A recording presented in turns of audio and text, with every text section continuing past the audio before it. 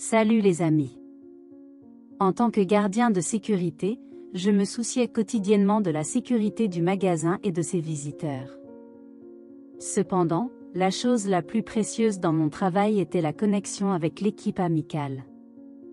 Ils n'étaient pas seulement des collègues, mais de vrais amis, et le magasin est devenu mon refuge, où je passais plus de 80% de mon temps en dehors du sommeil. Une nuit, la vie a changé quand un petit étranger à fourrure nous a rejoints. Il s'appelait un ami, et dans ses yeux, l'histoire de la solitude était lue. Chaque soir, il venait à l'entrée du magasin avec une demande tacite. Nous l'avons nourri, créant un rituel qui apportait de la chaleur à nos cœurs. Mais malgré notre affection pour lui, le directeur du magasin lui a interdit de le laisser entrer. Le petit ami est devenu un invité régulier à l'entrée, attendant patiemment avec espoir dans les yeux. Il croyait qu'un jour il serait emmené dans une maison qu'il pourrait appeler la sienne. Cependant, la réalité nous a empêchés de réaliser ce désir. Mon travail prenait beaucoup de temps et je ne pouvais pas faire assez attention à l'animal. Mon ami avait besoin non seulement de nourriture, mais aussi d'amour, de promenade, de communication. En voyant tous les jours ses yeux tristes, je ne pouvais pas le laisser sans attention. Les jours passaient par des semaines et il semblait que son espoir s'éteignait. Le collectif a également ressenti la douleur de savoir qu'on ne pouvait pas lui donner une maison pour toujours. Mais le destin nous a souri et un sauveur inattendu est apparu. Mon ami de longue date a décidé d'avoir un chien. Je l'ai recommandé avec confiance, conscient de sa gentillesse et de sa capacité à créer une maison aimante. Enfin, le jour est venu où l'ami a quitté son poste à l'entrée. Mon ami l'a accepté, offrant une maison chaleureuse, des promenades quotidiennes et tout l'amour nécessaire. Quand j'ai vu ses yeux remplis de joie, j'ai ressenti une profonde satisfaction. J'ai joué mon rôle en changeant sa vie pour le mieux. Salut les amis. La rivière dégageait une odeur de décomposition et de saleté. L'eau sombre et léthargique, dense de débris flottants, semblait emmêler les corps de deux chiens qui, malgré tous les efforts, perdaient de la force.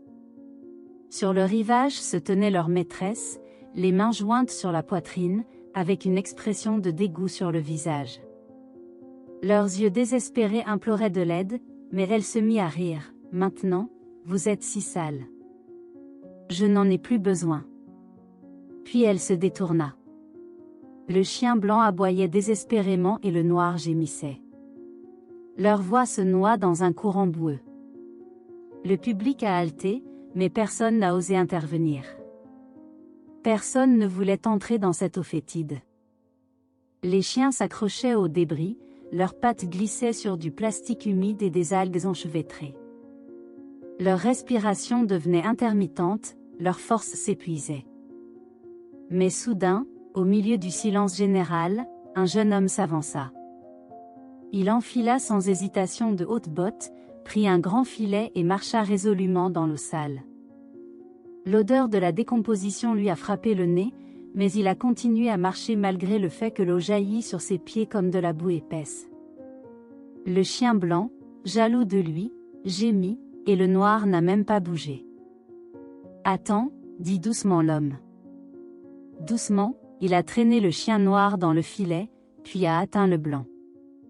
Dès que le premier chien a touché le sol dur, il s'est levé, tremblant, mais vivant. Le chien noir est toujours resté léthargique. La foule s'est figée dans l'attente. Était-il trop tard?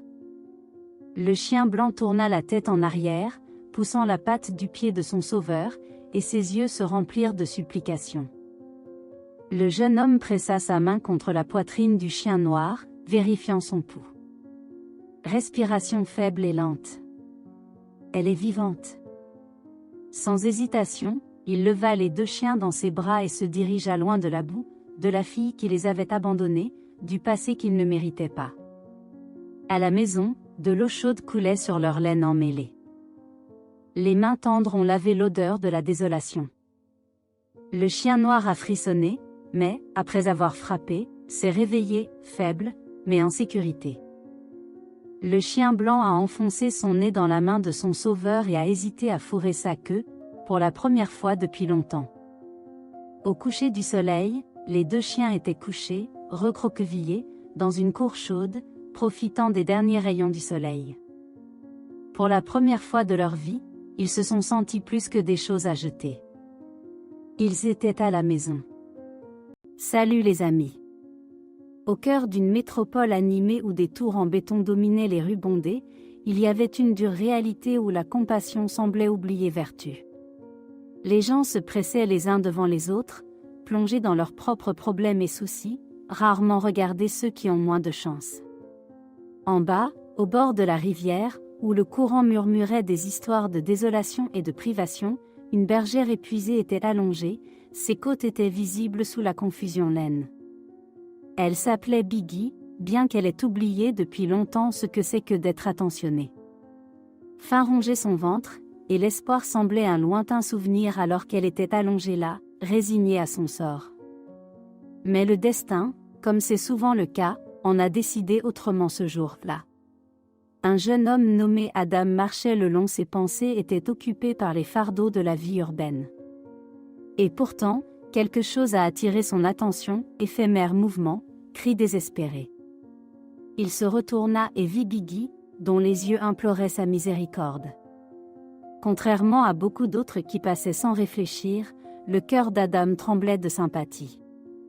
Sans hésiter, il entra dans les eaux peu profondes et souleva doucement Biggie hors ses souffrances.